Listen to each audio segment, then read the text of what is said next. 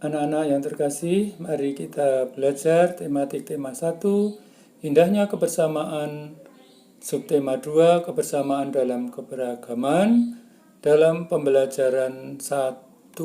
Sebelumnya, kamu sudah banyak belajar tentang indahnya keberagaman budaya Indonesia.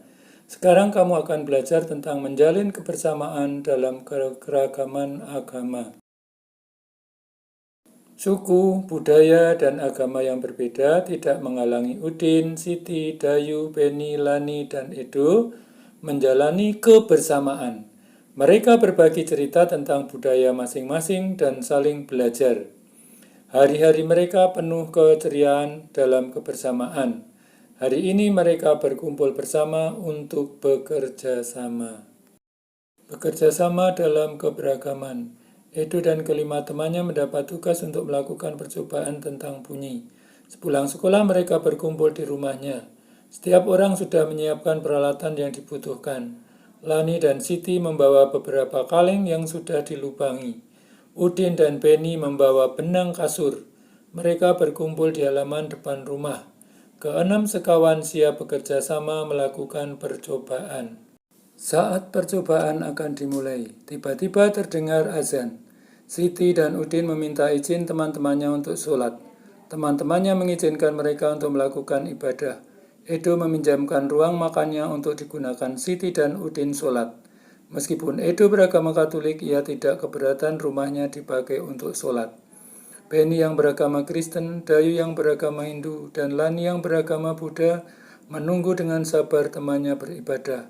Keenam sahabat selalu menghargai satu dengan yang lain. Tiba saatnya keenam sekawan melakukan percobaan. Setiap orang menunjukkan tanggung jawabnya dalam bekerja. Tidak ada satupun di antara mereka yang duduk diam atau memberi perintah saja. Semuanya ikut bagian dalam percobaan. Saat Daciu membutuhkan pertolongan memotong benang, Udin datang membawakan gunting. Saat Edo kesulitan menalikan benang di kaleng, Siti ikut membantu.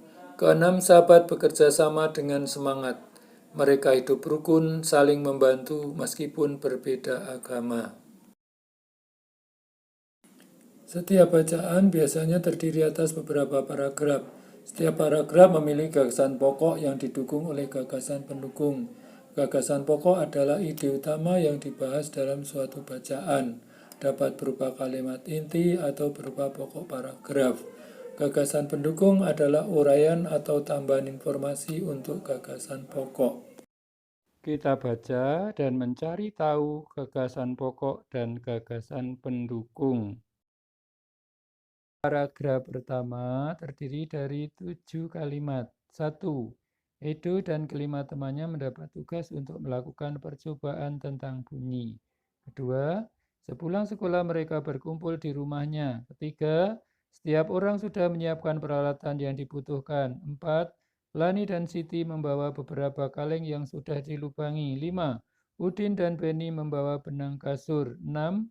Mereka berkumpul di halaman depan rumah. 7. Keenam sekawan siap bekerja sama melakukan percobaan. Kalimat pertama, Edo dan kelima temannya mendapat tugas untuk melakukan percobaan tentang bunyi. Itu dijelaskan oleh kalimat kedua, kalimat ketiga, kalimat keempat, kalimat kelima, kalimat keenam, dan kalimat ketujuh. Jadi kalimat pertama sebagai gagasan pokok, sedangkan kalimat kedua, ketiga, keempat, kelima, enam, dan tujuh merupakan gagasan pendukung. Demikian tadi kita telah belajar mengenai gagasan pokok dan gagasan pendukung. Marilah kita lanjutkan pembelajaran selanjutnya. Hari ini kita akan belajar tentang bunyi dan indera pendengar kita. Indera pendengar atau telinga. Kita wajib bersyukur kepada Tuhan Yang Maha Esa karena telah menciptakan bentuk tubuh yang paling sempurna. Salah satunya adalah kita diberi indera pendengar atau telinga. Dengan menggunakan indera ini, kita bisa mendengar berbagai suara seperti kicauan burung, suara air mengalir, dan musik. Apa saja bagian dari fungsi indera pendengar? Marilah kita amati gambar telinga tersebut. Beragam bunyi berasal dari benda yang bergetar. Getaran dari suatu benda akan mengakibatkan udara di sekitarnya bergetar. Getaran tersebut menimbulkan gelombang bunyi di udara. Benda-benda yang bergetar dan menghasilkan bunyi disebut sumber bunyi.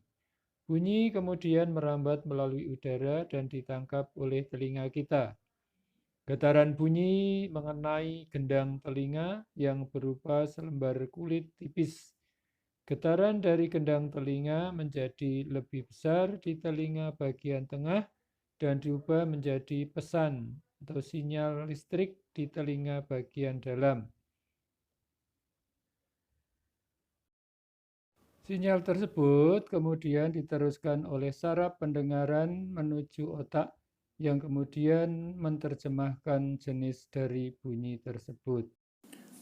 Dengan indera pendengar, kita dapat mendengar bunyi-bunyi yang berbeda. Keanekaragaman bunyi yang berasal dari tempat ibadah dapat kita dengarkan. Indonesia terdiri atas beragam agama. Perbedaan yang ada membutuhkan toleransi di antara pemeluknya. Belajar dari cerita. Pak Burhan selalu memulai kegiatan di kelas dengan berbagai cerita. Bukan Pak Burhan yang bercerita, tetapi anak-anak di kelas yang bergantian bercerita. Berbagai cerita selalu dinantikan oleh anak-anak. Semua ingin memperoleh kesempatan bercerita. Pagi ini Pak Burhan mengajak anak-anak berbagi cerita seputar Hari Raya. Sehari sebelum hari Natal, yaitu di tanggal 24 Desember, aku dan keluarga berkumpul di rumah Opa, ujar Edo. Di hari itu, Oma pasti memasak makanan spesial yang jarang dimasak di hari lain. Papeda juga menjadi makanan spesial yang terhidang di malam Natal. Kami sekeluarga berkumpul hingga larut malam dan mengakhiri malam dengan berdoa. Nah, kalau di hari Natal, pada tanggal 25 Desember, kami sekeluarga pergi beribadah Natal di gereja. Wah, ternyata hampir sama seperti Hari Raya Idul Fitri ya, ujar Siti. Kami pun di hari Idul Fitri selalu berkumpul dan saling memohon maaf dengan kerabat dan saudara setelah ibadah di masjid, tambahnya. Nah, kamu pasti belum pernah mendengar cerita tentang kebiasaan keluargaku di Hari Raya Waisak. Sebenarnya sih tidak banyak berbeda. Ibu dan nenekku biasanya juga membuat masakan seperti menjelang Hari Raya Waisak. Saat ini nenekku yang paling tua, jadi semua keluarga akan datang ke rumahku untuk berkumpul pada hari Waisak. Selain menyediakan makan untuk keluarga, pada hari raya tersebut biasanya kami pun berbuat kebaikan bagi orang lain yang membutuhkan. Wihara rumah ibadah kami pun dipenuhi cahaya lilin dari umat yang hadir untuk menjalankan ritual ibadah di sana. Lani mengakhiri ceritanya. Ya, sama seperti itu pada hari Natal. Saat Idul Fitri juga selalu ada makanan spesial, yaitu ketupat dan opor ayam. Udin menambahkan komentar Siti. Di Bali menjelang Hari Raya Galungan, seluruh kampung selalu ramai dihiasi oleh penjor atau janur yang tinggi. Kami sekeluarga lebih sering pulang ke Bali menjelang Hari Raya Galungan agar bisa berkumpul dengan sanak keluarga di sana. Sebelum merayakan bersama, keluarga melakukan kegiatan ibadah di pura pada pagi hari, kata Dayu. Ah, semua sudah bercerita, aku juga mau bercerita. Pak, boleh ya? Hari ini banyak yang berbagi cerita, pinta Lani. Pak Burhan dan teman-teman sekelas tertawa.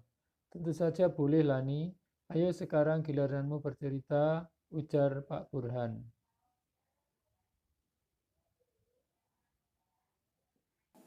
Bagaimana sikapmu jika kamu bermain dengan teman yang berbeda agama? Demikian pembelajaran tema 1, subtema 2, pembelajaran 1. Tugas kalian mencari gagasan pokok dan gagasan pendukung pada halaman 78 dan 79.